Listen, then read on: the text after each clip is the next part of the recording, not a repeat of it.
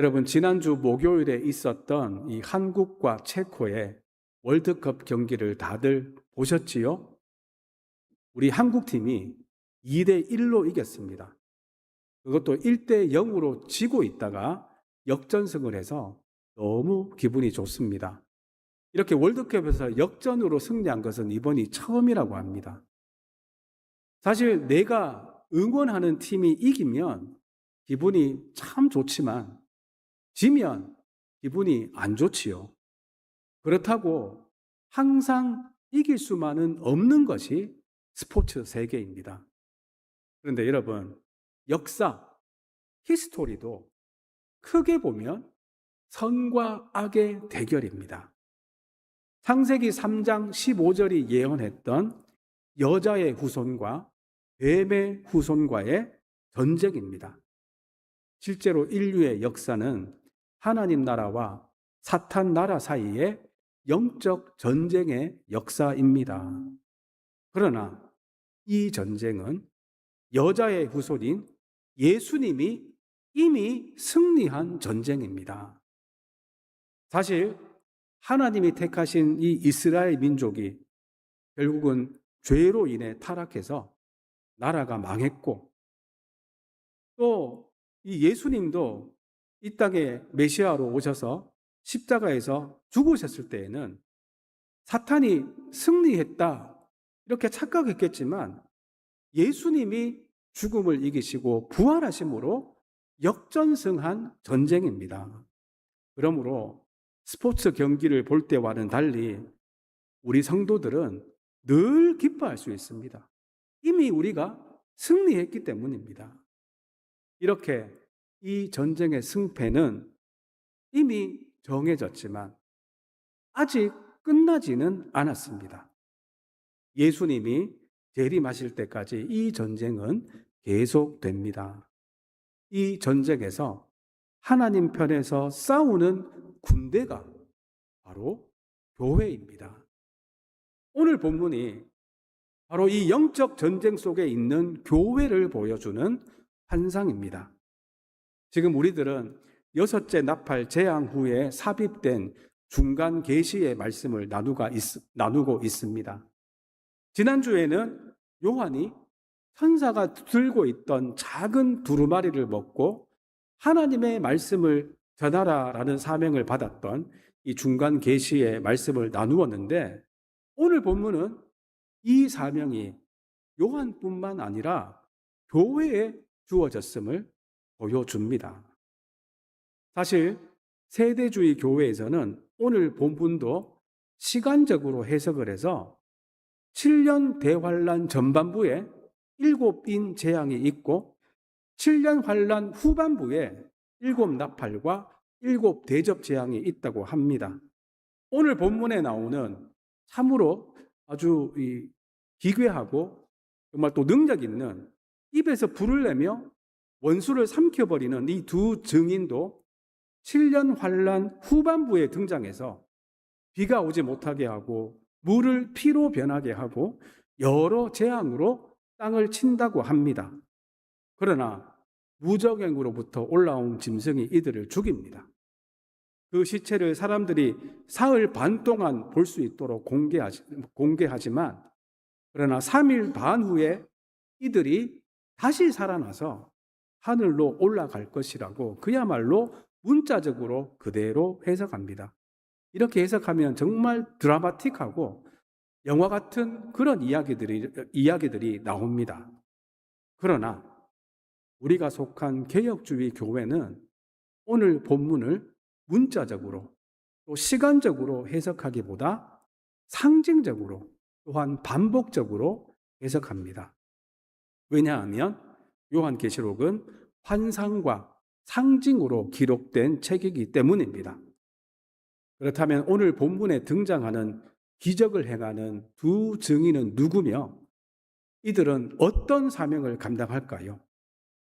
먼저 1절을 보면 요한은 지팡이 같은 측량하는 갈대를 받아서 성전을 측량하라는 명령을 받습니다.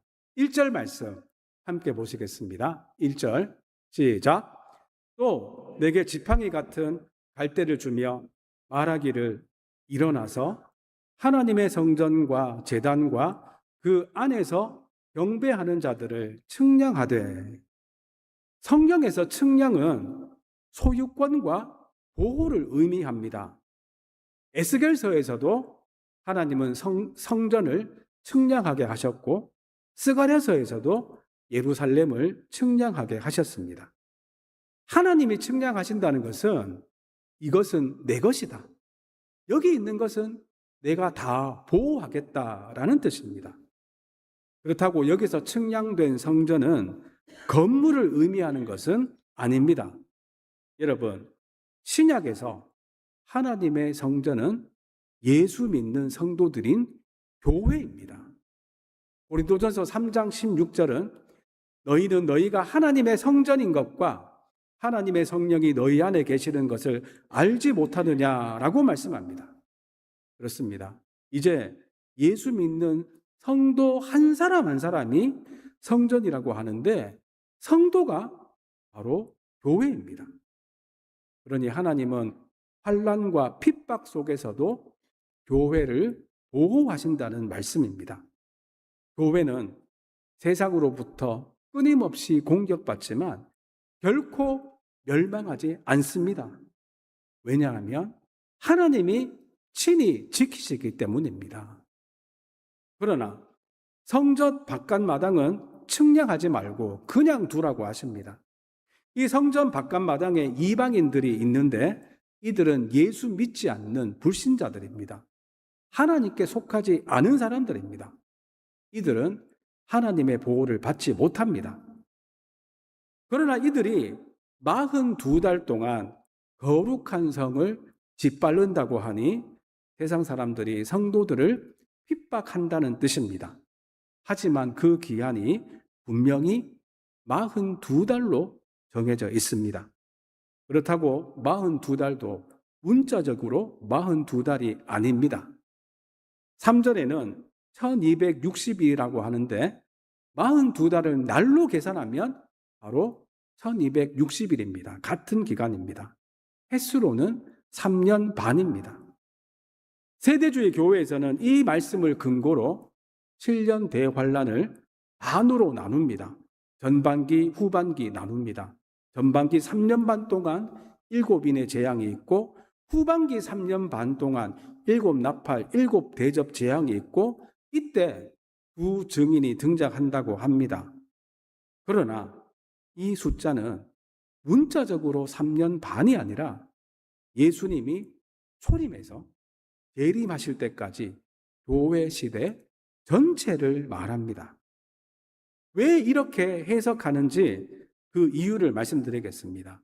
사실 42달, 1260일 하면 유대인들에게는 특별한 의미가 있는 상징적인 숫자입니다. 여러분, 우리 민족에게도 36년 하면 딱 떠오르는 기간이 있지요. 이처럼 유대인들에게도 42달, 1260일 하면 떠오르는 기간이 있습니다. 여기서 이스라엘 역사를 잠깐 정리해 보겠습니다. 남유다 왕국이 바벨론에게 정복당하고 예루살렘 성전도 완전히 허물어 주면서 이스라엘 왕국의 역사는 끝납니다. 그러나 바벨론 제국은 지금의 이란인 페르시아 제국에 의해서 무너지고 페르시아 왕인 고레스가 포로로 잡혀온 유대인들을 고국으로 돌려보냅니다. 이때 예루살렘으로 돌아온 유대 백성들이 예루살렘 성전과 성벽을 재건합니다. 그러나 페르시아 제국도 알렉산더 대왕의 헬라 제국에게 정복당하면서 이스라엘은 헬라 제국의 식민지가 됩니다. 이때 예루살렘 성전이 헬라 제국에 의해서 너무나 더럽혀집니다. 그때가 기원전 167년부터 164년까지 3년 반입니다. 너무나 치욕스러운 기간입니다. 이때 헬라인들이 성전을 더럽히기 위해서 양의 피가 아니라 성경이 부정하다고 하는 돼지 피로 제사를 드립니다. 뿐만 아니라 하나님을 모시는 성전에다가 그리스 신화의 최고의 신인 제우스 신을 둡니다. 이렇게 하나님과 율법을 모욕하는 일들을 헬라 제국이 행합니다. 무려 3년 반 동안, 42달 동안, 1260일 동안 이 성전을 더럽히는 일이 계속됩니다. 그러다가 마카비라는 사람이 혁명을 일으켜서 헬라 제국을 물리치고 성전을 정결케 합니다. 그때가 지금의 달력으로 하면 12월 20일쯤입니다. 이것을 기념하는 절기가 하누카입니다. 그래서 12월이 되면 유대인들은 지금도 메리 크리스마스가 아니라 해피 하누카라고 인사합니다.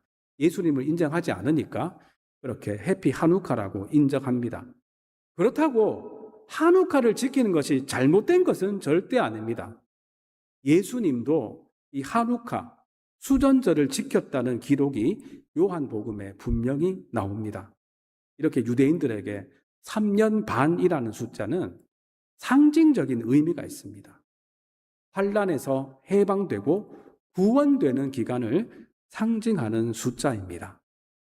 그러므로 오늘 본문의 42달, 1260일은 세대주의 교회 주장처럼 7년 대환란의 후반기 3년 반이 아니라 교회 시대 전체 기간을 말합니다. 예수님의 초림 때부터 재림 때까지의 그 기간, 교회 시대를 말합니다. 그리고 3절에서 이 시대에 하나님의 권세를 받은 두 증인이 등장합니다. 그리고 하나님은 이들에게 예언하라는 사명을 맡기십니다. 그렇다면 이 두 증인이 누구일까요? 많은 사람들이 모세와 엘리야라고 생각합니다. 그 이유는 두 증인이 행하는 기적이 모세와 엘리야의 기적과 매우 유사하기 때문입니다. 엘리야가 기도하자 3년 6개월 동안 비가 오지 않았지요. 마찬가지로 두 증인도 비가 오지 못하게 한다고 6절이 말씀합니다. 또한 모세가 나일강을 피로 변하게 하고 여러 재앙을 애굽에 내린 것처럼 두 증인이 물을 피로 변하게 하고 여러 가지 재앙으로 땅을 친다고 합니다.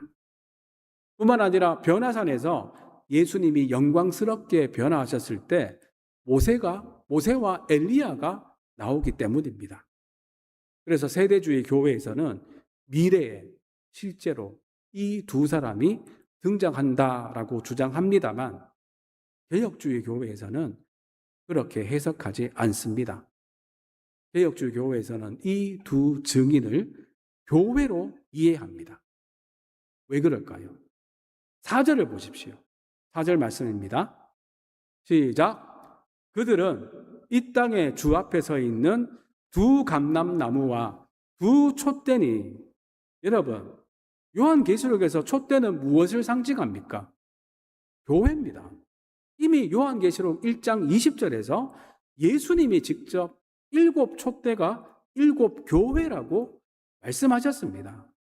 그러므로 오늘 본문에 나오는 이 두 증인, 두 촛대도 역시 교회를 가리킵니다. 사실 두 감람나무와 두 촛대는 스가랴 4장에서 나오는 개념입니다.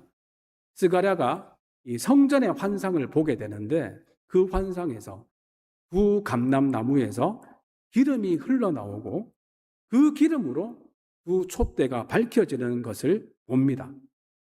즉 이것은 성령의 능력을 받아서 세상에 빛을 비추는 교회를 상징합니다. 그러므로 두 증인, 두 감람나무, 두 촛대는 모두 교회를 말합니다. 그런데 여러분, 이 두 증인으로 미혹하는 이단들이 역사 가운데 많이 있었습니다. 두 증인 중에 한 사람은 예수이고 나머지 한 사람이 나라는 이단입니다. 한 감람나무가 예수님이고 다른 한 감람나무가 나라는 이단이 있습니다.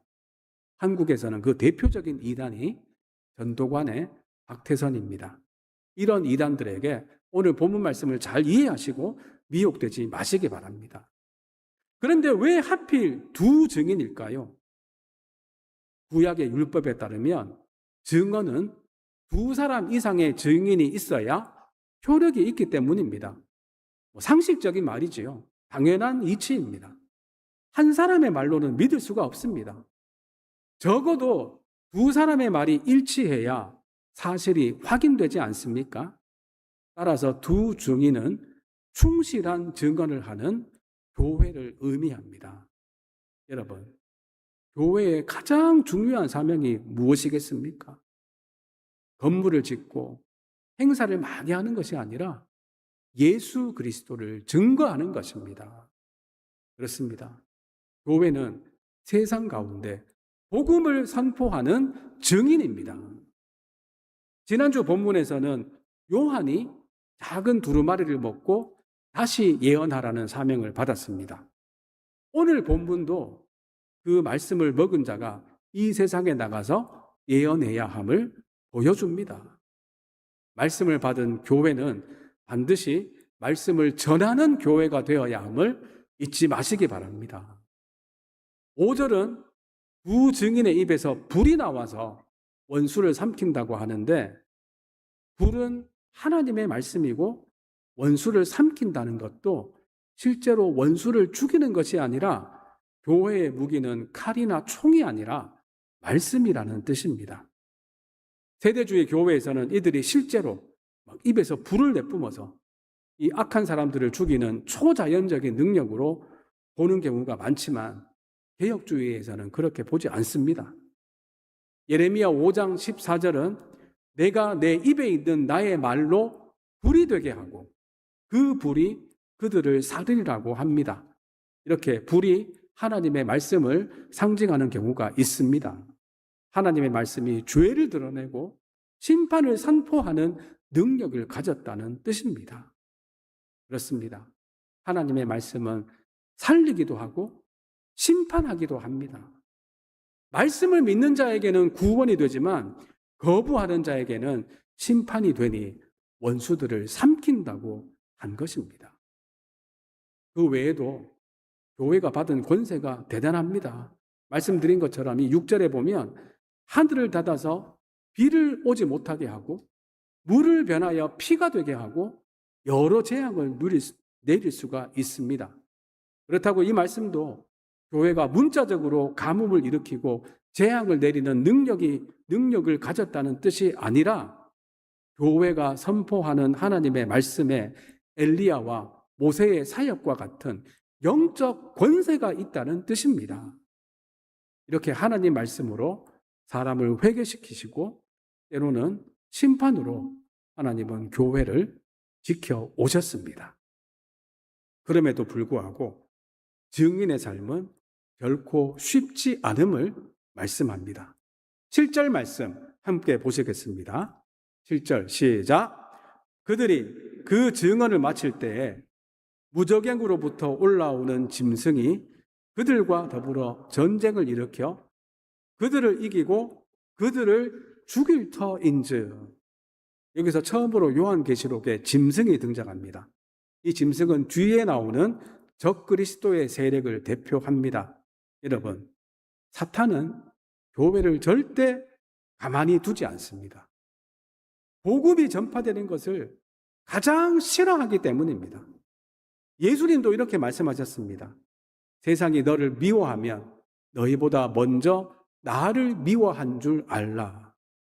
실제로 초대교회는 로마 제국의 엄청난 박해를 받았습니다. 중세시대에도 교회는 바른 믿음을 지키다가 순교한 성도들이 많았습니다. 오늘날에도 수많은 성도들이 이 믿음을 지키기 위해서 신앙 때문에 핍박받고 있습니다. 사실 교회가 세상과 타협하면 박해는 줄어듭니다. 그러나 복음을 바르게 전하면 반드시 반대가 따라옵니다. 8절 9절에서도 복음을 증거하던 이 두 증인들의 시체가 거리에 버려지지요. 시체가 버려진 성이 소돔이라고도 하고 애굽이라고도 합니다. 소돔은 잘 아시지요. 고모라와 함께 구약시대에 죄로 타락해서 하나님의 심판인 유황불로 막은 대표적인 죄악의 도시 타락의 도시입니다.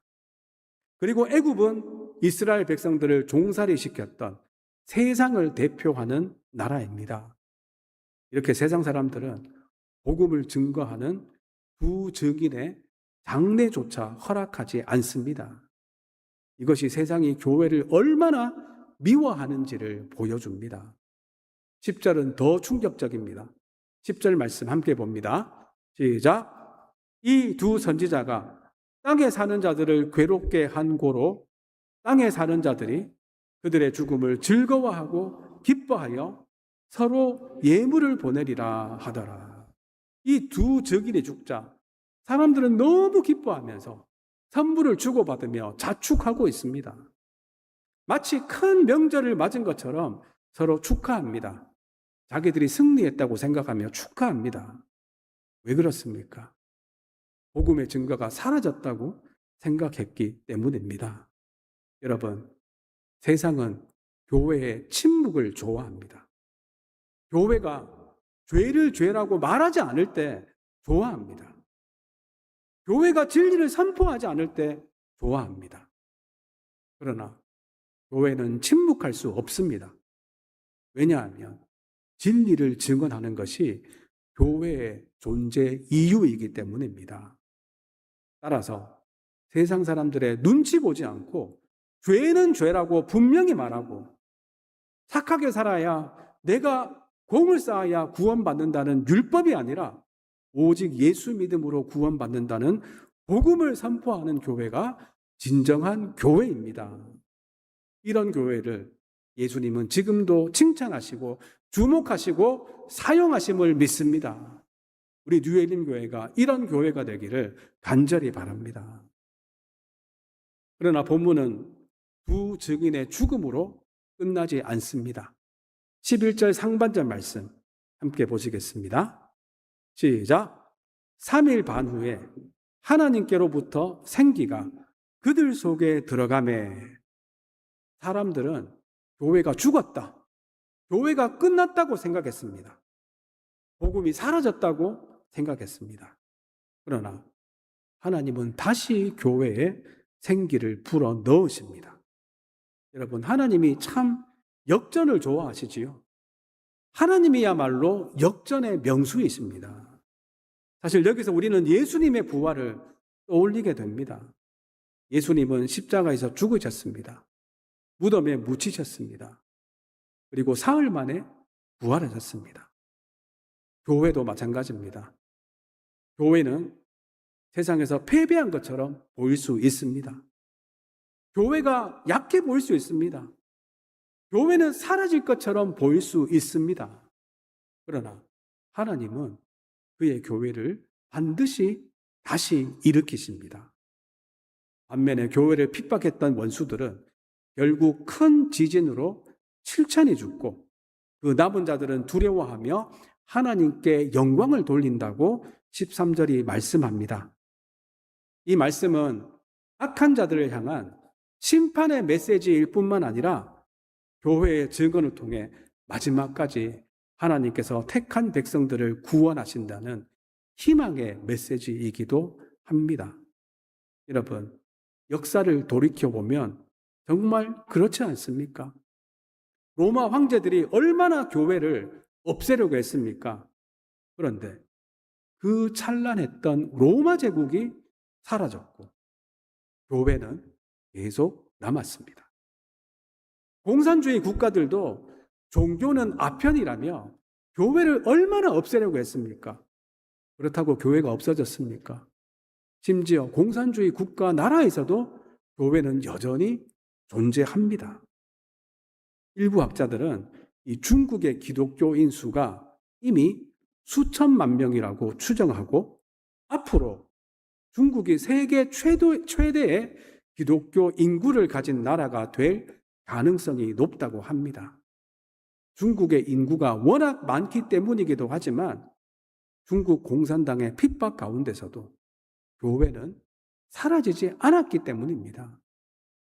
왜 중국과 같은 교회가 핍박받는 공산주의 나라에서도 교회가 사라지지 않았을까요? 교회는 사람의 조직이 아니라 하나님의 교회이기 때문입니다. 여러분, 이 세상을 살면서 내가 소속되어 있는 곳들이 참 많지요. 직장, 가정, 향후회, 동호회, 봉사단체 등 곳곳에 여러분들이 속해 있습니다. 이 소속에 따라 여러 모임들이 있습니다. 그런데 여러분, 이 중에 가장 귀한 소속이 어디인지 아십니까? 바로 교회입니다. 세상의 여러 단체에 아무리 많이 소속되어 있고 거기서 좋은 일들 많이 하더라도 교회에 소속되지 않은 사람은 그저 헛된 인생일 뿐입니다. 다른 소속들은 언젠가는 다 끝이 나지만 교회에 소속된 것은 영원합니다. 여러분, 내가 교회에 속해 있다는 것이 얼마나 감사한 일입니까? 여러분, 우리 교회 이 주소록에 여러분 이름이 올라가 있다는 것도 참 너무 감사하게 생각하시기 바랍니다. 하나님이 교회를 끝까지 지켜주시고 이 교회를 사용해서 하나님의 일을 이루시고 우리가 교회에 속했기 때문에 최후 승리를 얻게 됨을 믿으시기 바랍니다. 그리고 12절에서는 결국 증인들이 하늘로 올라갑니다. 12절 말씀 함께 보시겠습니다. 시작. 하늘로부터 큰 음성이 있어 이리로 올라오라 함을 그들이 듣고 구름을 타고 하늘로 올라가니 그들의 원수들도 구경하더라. 이것은 교회의 최종 승리, 최후 승리를 보여주는 환상입니다. 예수님이 승천하신 것처럼 교회도 마지막 날 영광 가운데 들어가게 될 것입니다. 세상이 보기에는 교회가 약하고 보잘것없고 패배한 것 같지만 결국 승리는 교회의 것입니다. 왜냐하면 교회의 머리 되신 예수님이 이미 승리하셨기 때문입니다. 여러분, 유해진이라는 배우를 아십니까? 다들 아실 것 같습니다. 근데 이 배우가 다들 인정하시겠지만 그리 잘생긴 배우는 절대 아닙니다. 좀 잘생겼다기보다는 조금 못생긴 편에 가까운 배우라고 말할 수 있습니다. 그래서 아주 작은 역할, 엑스트라부터 시작해서 그래도 연기는 잘하니까 비중 있는 조연으로 아주 오랫동안 사랑받은 배우입니다. 그래서 이렇게 열심히 하다 보니 조연상은 꽤 많이 받은 배우입니다. 그런데 유해진 씨가 올해 백상예술대상에서 왕과 사는 남자라는 영화의 주인공으로 영화 부문 대상을 받았습니다. 그러니까 영화 부분에서는 최고라는 겁니다. 저는 솔직히 이 유해진 씨를 처음 봤을 때에는 저 얼굴로 어떻게 배우를 하지 했었는데 결국 뛰어난 조연이 되고 주연상 또 이 대상까지 받는 것을 보면서 참 큰 충격과 감동을 받았습니다. 실제로 백상예술대상을 받으면서 수상 소감도 그런 내용이었습니다. 처음에 이 유해진 씨가 영화판에 들어와서는 영화로 먹고 살았으면 좋겠다 이 생각으로 열심히 했다고 합니다. 그러다 보니 인정받고 조연상을 받게 되었습니다. 그 다음에는 45세까지만 했으면 참 좋겠다라고 했는데 이제 45세도 훌쩍 지나서 배우로서는 아쉬울 것이 없다라고 생각했었습니다. 그런데 끝까지 하다 보니 대상까지 받게 되었다라고 고백합니다. 사실 여러분, 유해진 씨가 배우 생활 시작할 때 자신이 주연 배우까지 될 것이라고는 생각조차 못했겠지요. 그러니 영화판에서 먹고 살았으면 좋겠다는 생각으로 열심히 한 것입니다. 이렇게 큰 스타 배우가 될지 모르고 한 걸음씩 열심히 달려온 것입니다. 우리들도 마찬가지입니다. 우리들은 미래를 다 알지 못하지만 한 가지 사실은 분명히 알고 있습니다. 예수님께서 이미 승리하셨고 그 승리에 우리들도 참여한다는 사실입니다. 나의 상황과 처지가 어떻든 내게 어떤 은사와 재능이 있든 반드시 최후 승리의 면류관이 있음을 믿고 끝까지 믿음의 경주를 달려가는 주님의 군사들이 다 되시기를 간절히 바랍니다. 이제 말씀을 맺습니다. 우리들은 지금도 영적 전쟁 가운데 살고 있습니다. 사탄은 끊임없이 교회와 성도들을 공격합니다. 복음 전파를 방해합니다.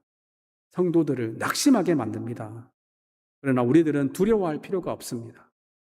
사탄은 교회를 향해 너는 이미 졌다라고 말하지만 하나님은 교회를 향해 아니다.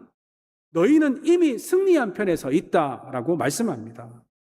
하나님은 지금도 자신의 성전을 측량하고 보호하고 계심을 믿으시기 바랍니다. 그런데 하나님은 교회를 보호만 하시는 것이 아니라 사명을 맡기셨습니다. 그 사명이 하나님의 말씀을 증거하고 예수 그리스도의 복음을 전하는 것입니다. 이 일을 감당하라고 엄청난 권능도 주셨습니다. 그래서 하나님은 교회가 핍박 속에서도 끝까지 복음을 전하게 하십니다. 그리고 마침내 승리를 주십니다.